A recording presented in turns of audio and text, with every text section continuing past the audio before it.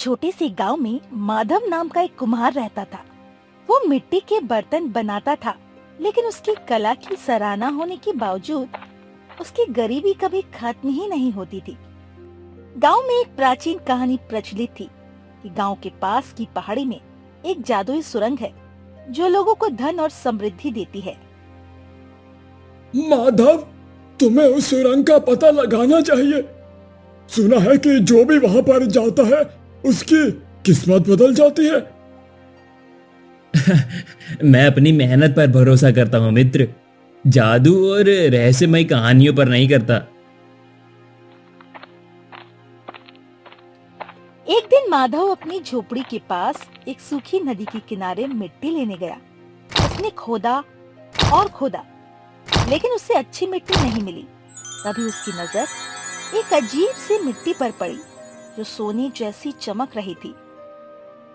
ये कैसी मिट्टी है, इतनी चमकीली? चलो इसे ही ले चलता हूँ।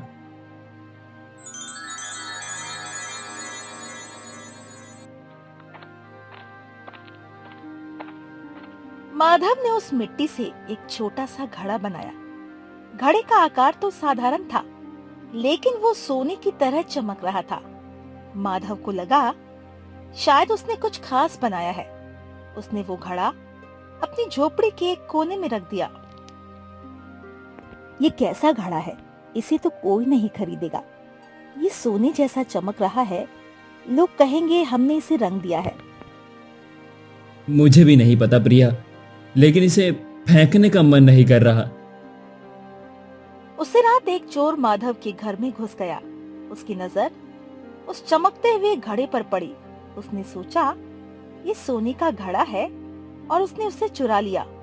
चोर जैसे ही गांव से बाहर निकला, घड़ा उसके हाथ से फिसल गया और वो एक जादुई सुरंग में जा गिरा।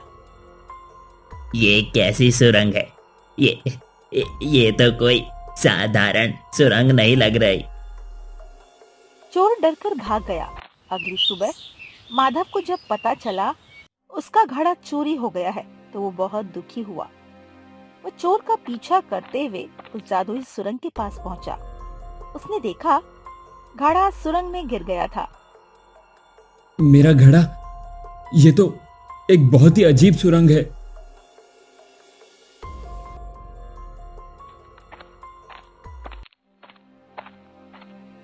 माधव ने प्रधान गुरु ज्ञानदेव को ये बात बताई। ज्ञानदेव ने माधव की कहानी सुनी और वे उस सुरंग के पास गए। माधव, यह कोई साधारण सुरंग नहीं है।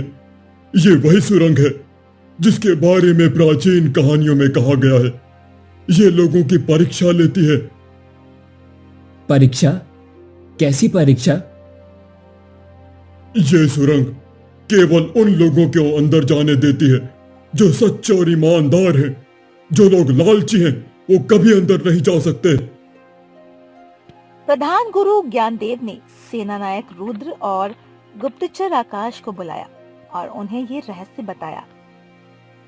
सेनानायक रुद्र, तुम और आकाश इस सुरंग में जाओ और पता लगाओ कि वहां पर क्या है। गुरुदेव, हम तुरंत जाते हैं। सेनानायक रुद्र और गुप्तचर आकाश सुरंग में गए। उन्होंने देखा सुरंग में बहुत अंधेरा था। तभी एक आवाज आई। कौन हो तुम और यहाँ क्यों आए हो? हम सच्चाई और ईमानदारी की तलाश में आए हैं। आवाज सुनकर सुरंग में एक रोशनी हुई और उसमें एक बहुत बड़ा खजाना दिखाई दिया। सेनानायक रुद्र और गुप्तचर आकाश लालच में आ गए और उन्होंने खजाने को ले लिया। जैसे ही वे खजाने को लेकर बाहर निकले, सुरंग बंद हो गई और वे उसमें फंस गए। हम यहाँ फंस गए हैं, अब हम क्या करें? ये तो एक बहुत बड़ा जाल है। माधव को जब ये बात पता चली तो वो बहुत चिंतित हुआ। उसने प्रधान गुरु ज्ञानदेव को बताया कि सेनानायक और गुप्तचर अंदर फंस गए हैं। माधव, तुम जाओ। तुम सच्चे और ईमानदार हो। तुम ही उन्हें बाहर निकाल सकते हो। ठीक है गुरुदेव, मैं जाता हूं। माधव ने हिम्मत करके सुरंग में प्रवेश किया। सुरंग में बहुत अंधेरा था। तभी वही आवाज आई, कौन हो तुम और यहाँ क्यों आए हो? मैं माधव हूं। मैं अपने दोस्तों को बचाने आया हूं। आवाज सुनकर सुरंग में एक और रोशनी हुई और एक दरवाजा खुल गया। माधव ने देखा सेना नायक और गुप्तचर अंदर फंस गए थे। माधव ने उन्हें बाहर निकाला और वे सब बाहर आ गए। माधव, तुमने ये साबित कर दिया है कि सच्चाई और ईमानदारी ही सबसे बड़ी शक्ति है। माधव ने अपने दोस्तों को बचाया और उन्होंने साबित कर दिया कि जादू और रहस्यमय कहानियां केवल एक जरिया है। असली जादू तो इंसान के अंदर होता है। दोस्तों, इस कहानी से हमें यही सीखने को मिलता है कि हमें अपनी सच्चाई को स्वीकार करना चाहिए और हमें अपनी ईमानदारी पर भरोसा करना चाहिए।